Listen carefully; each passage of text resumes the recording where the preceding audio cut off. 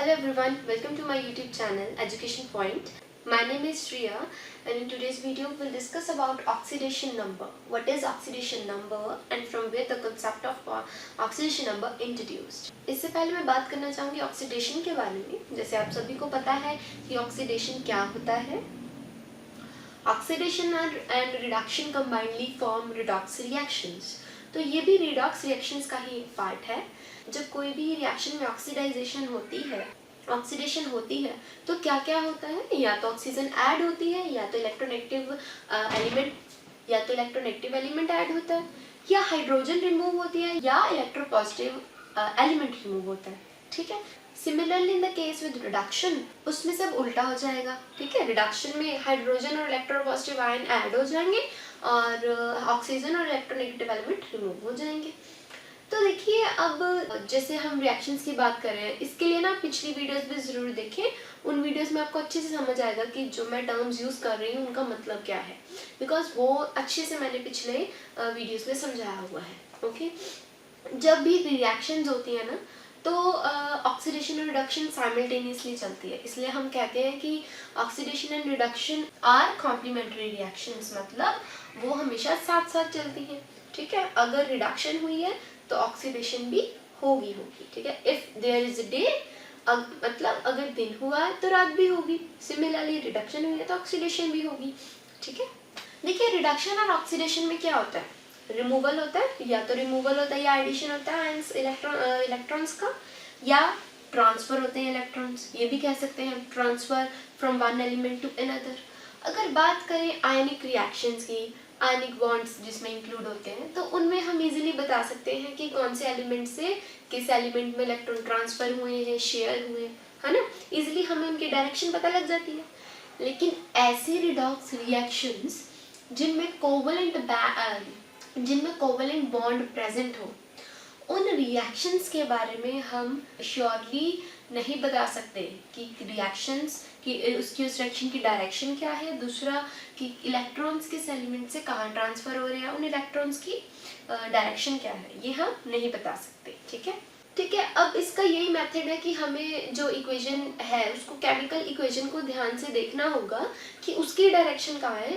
उसी के थ्रू हम पता कर सकते हैं कि इलेक्ट्रॉन्स की डायरेक्शन किस एलिमेंट से किस एलिमेंट में ट्रांसफर की गई है, या उनकी डायरेक्शन क्या है। One and same thing.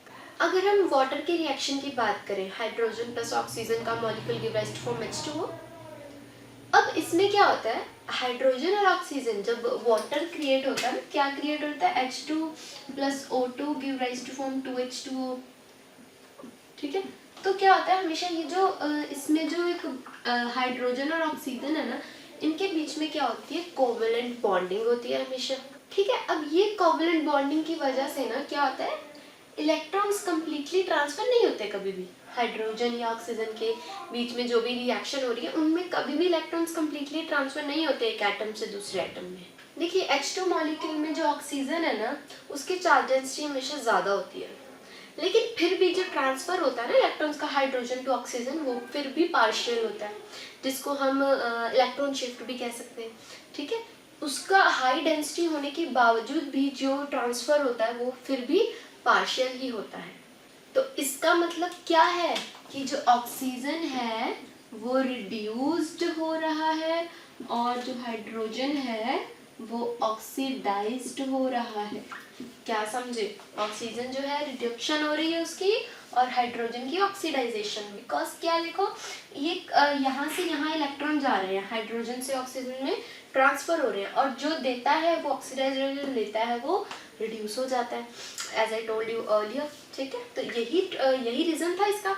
ठीक है। अब देखिए, ऐसे कई और भी एग्जांपल्स होंगे हाइड्रोजन ऑक्सीजन या किसी भी रिएक्शन में जिसमें इलेक्ट्रॉन ट्रांसफर होते हैं। ठीक है। अब जब हमें बात करनी थी इक्वेशन बैलेंस करने की, ठीक है, तो इक्वेशन बैलेंस करने के लिए ये कॉन्सेप्ट इंट्रोड्यूस किया गया था ऑक्सीडेशन नंबर का। ठीक है।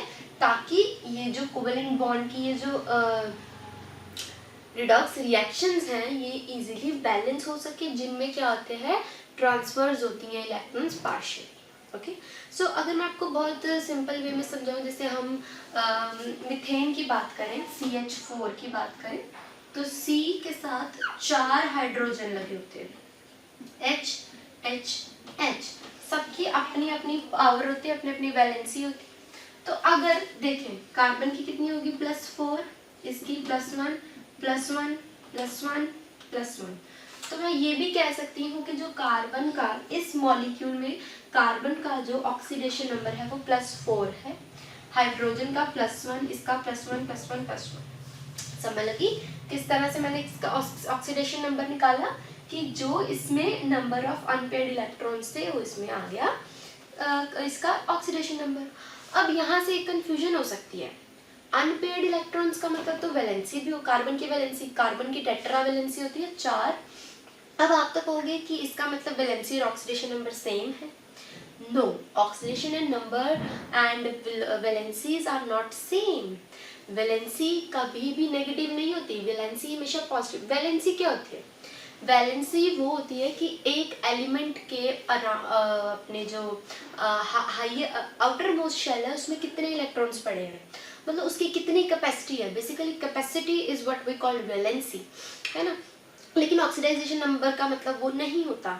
अगर इसकी वैलेंसी +4 है, ज़रूरी नहीं इसकी ऑक्सीडाइजेशन नंबर +4 ही रहे। हर जो मॉलिक्यूल, हर जो एलिमेंट है ना, उसका ऑक्सीडेशन नंबर कई जगह पर चेंज होता है, ठीक है। यहाँ पर इसका ऑक्सीडेशन नंबर माइट भी +4 हो सकता है, लेकिन कई जगह किसी और मॉलिक्यूल में इसका ऑक्सीडेशन नंबर कुछ और हो सकता है। दूसरी बात, जो वैलेंसी है वो नेगेटिव नहीं होती कभी, लेकिन जो हमारी ऑक्सीडेशन नंबर है वो नेगेटिव भी होती है, क्योंकि जैसे अगर आयंस की बात करें, आयन की चार्ज होती है नेगेटिव। अच्छा, आपको रूल्स के बारे में बताऊंगी। ऐसे रूल्स होते हैं जिनके बेसिस पर हम ऑक्सीडाइजेशन नंबर भी निकाल सकते हैं। तो आयंस की चार्ज तो यूजुअली नेगेटिव होती है, तो ऑक्सीडाइजेशन नंबर नेगेटिव भी हो सकता है। So basically oxidisation number is a charge which the atom of the element has in its ion, ठीक है, समझ लगा। इसको हम ऑक्सीडेशन स्टेट भी कहते हैं। So the other name of oxidation number is oxidation state, ठीक है। अब हम पढ़ते हैं इनके रूल्स क्या होते हैं। तो देखिए रूल नंबर 1 क्या कहता है कि जब भी कोई एलिमेंट या एटम अपने एलोट्रॉपिक फॉर्म में हो, या कह सकते हैं अपनी एलिमेंट्री स्टेट में हो, तब उसका जो ऑक्सीडेशन नंबर है वो 0 होता है, ठीक है। ये हर एक पर अप्लाई करेगा।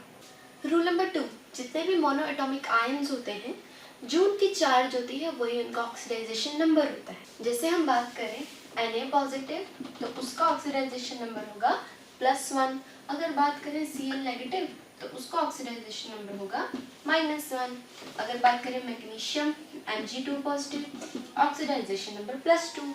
मतलब जो ऊपर चार्ज है उसी पर डिपेंड करेगा कि ऑक्सीडेशन नंबर क्या होगा। अब रूल नंबर 3 क्या कहता है, हाइड्रोजन का जो ऑक्सीडेशन नंबर होता है वो हमेशा 1 होता है, +1। लेकिन कुछ कंपाउंड्स ऐसे हैं जिसमें उसकी ऑक्सीडेशन नंबर -1 हो जाती है, जैसे पोटेशियम के केस में हो जाती है, या कोई भी ऐसे कंपाउंड्स ले लें, LiH ले लें, उन सब में लिथियम हाइड्रोक्साइड, उन सब में इसका जो ऑक्सीडेशन नंबर है वो -1 हो जाएगा। लेकिन ये कुछ एक्सेप्शंस हैं, बिकॉज हर टॉपिक में कई एक्सेप्शंस हमेशा मिल ही जाते हैं। अब देखिए जैसे ऑक्सीजन की बात करें, तो ऑक्सीजन का जो ऑक्सीडेशन नंबर होता है वो -2 होता है, लेकिन कुछ कंपाउंड्स में इसका ऑक्सीडेशन नंबर -1 हो जाता है। यूजुअली -2 ही रहेगा, लेकिन कुछ कंपाउंड जैसे H2O2 की बात करें, इसमें हाइड्रोजन पेरोक्साइड में इसका जो ऑक्सीडेशन नंबर है वो -1, या और भी कई ऐसे एग्जांपल्स हैं जिसमें इसका ऑक्सीडेशन नंबर -1 हो जाता है। अब देखिए एक और एक्सेप्शन है, दो कंपाउंड्स है, एक OF2 एक O2F2। अब देखिए इसमें भी इसका ऑक्सीडेशन नंबर चेंज होता है, इसमें होगा +2, इसमें होगा +1। ये ऑक्सीजन की बात चल रही है, ये ऑक्सीजन के ही इतने ऑक्सीडेशन नंबर आ गए हैं, चेंज हो रहा है। अब फ्लोरीन क्या होता है, हाईली इलेक्ट्रोनेगेटिव होता है, उसकी वजह से इसके चार्ज में चेंज आ गया, क्योंकि फ्लोरीन का जो ऑक्सीडेशन नंबर है वो -1 होता है। अब फिफ्थ रूल क्या कहता है, जब मेटल्स और नॉन मेटल्स मिलकर कोई कंपाउंड बनाए, ठीक है, मेटल्स एंड नॉन मेटल्स का यूनियन हो जाए, उस केस में जो मेटल्स हैं उनकी ऑक्सीडेशन नंबर हमेशा पॉजिटिव होगी, और जो नॉन मेटल्स हैं उनका ऑक्सीडेशन नंबर हमेशा नेगेटिव होगा। जैसे अल्कली मेटल्स की बात करें तो उनमें +2 आ जाएगा उनका ऑक्सीडेशन नंबर। हैलोजेंस की बात करें तो उनमें -1, ठीक है। अल्कली मेटल्स, इनमें भी क्योंकि एक्सेप्शंस आ जाते हैं ना, हैलोजेंस, ठीक है, इस तरह से हर एक का अपना अपना ऑक्सीडेशन नंबर सेट होता है।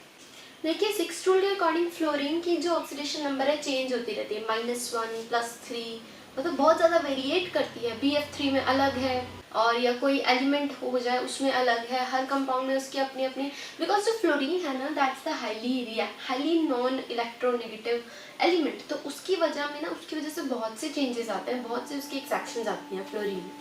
अगर बात करें 7th रूल, तो जितने भी न्यूट्रल कंपाउंड होते हैं, ठीक है, उनके जितने भी अंदर एटम्स, जितने भी एलिमेंट्स हैं, उन सबका ऑक्सीडेशन नंबर का सम हमेशा 0 के इक्वल होगा न्यूट्रल के केस में। So this is our 7th rule, that in neutral compounds the sum of addition of all the oxidation number of elements is 0। लेकिन अगर कॉम्प्लेक्स आयंस की या कंपाउंड्स की बात करें, उसमें 0 नहीं होगा सम, उसमें जो सम है वो -1 के, उसमें जो सम है वो उसके चार्ज के इक्वल होगा, ठीक है।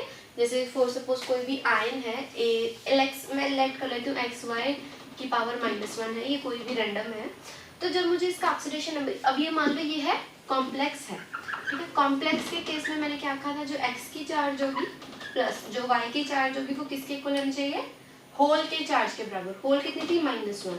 सो this is the main formula to calculate the oxidation number of these complex bonds. लेकिन अगर यहाँ पर न्यूट्रल होता तो फिर मैं यहाँ 0 लगाती, ठीक है। अगर अब बात करें 9th रूल, पॉलीएटॉमिक आयंस, जिसमें कहते हैं कि पॉलीएटॉमिक आयंस में ना, जिसमें मोर देन 1 आयन प्रेजेंट हो, उस केस में क्या होता है कि जो सम होता है ना उनके ऑक्सीडेशन नंबर्स का, वो इक्वल टू होता है चार्ज के। अब देखो कैसे, जैसे फॉर एग्जांपल कार्बोनेट की बात करें, CO3 की पावर होती है 2 नेगेटिव, तो मतलब जब मैं इसके और इसके ऑक्सीडेशन का सम करूंगी वो किसके इक्वल आना चाहिए, -2 के, क्योंकि बिकॉज इसकी चार्ज क्या थी, -2, ठीक है। इसको हम इस तरह से भी स्टेट कर सकते हैं, in polyatomic ion the algebraic sum of all the oxidation number of elements present in it is always equal to the charge contained by it, ठीक है। CO3 नेगेटिव के केस में, जैसे CO3 के केस में क्या आ गई, 2 नेगेटिव। सो अब ऑक्सीडेशन नंबर, जैसे आपको पता है ऑक्सीडेशन स्टेट होती है, तो इसकी मदद से हमें एलिमेंट्स की ऑक्सीडेशन स्टेट, इसकी मदद से हमें कंपाउंड्स की ऑक्सीडेशन स्टेट भी पता लग सकती है। किसी भी कंपाउंड में जितने भी एलिमेंट्स हैं उनकी ऑक्सीडेशन स्टेट निकालनी हो तो हम इन रूल्स के थ्रू, ये जो 9 रूल्स मैंने बताए हैं उनके थ्रू आप ऑक्सीडेशन स्टेट्स भी निकाल सकते हैं। So this was all about my video. So I hope आप सबको ऑक्सीडेशन नंबर और उसके रूल्स अच्छे से समझ लगे हों। तो अगर आपको वीडियो अच्छी लगी हो तो प्लीज़ वीडियो को लाइक करें और चैनल को सब्सक्राइब जरूर करें और मेरी बाकी की वीडियोज़ ज़रूर देखिए। So thank you and have a very nice day. Good bye.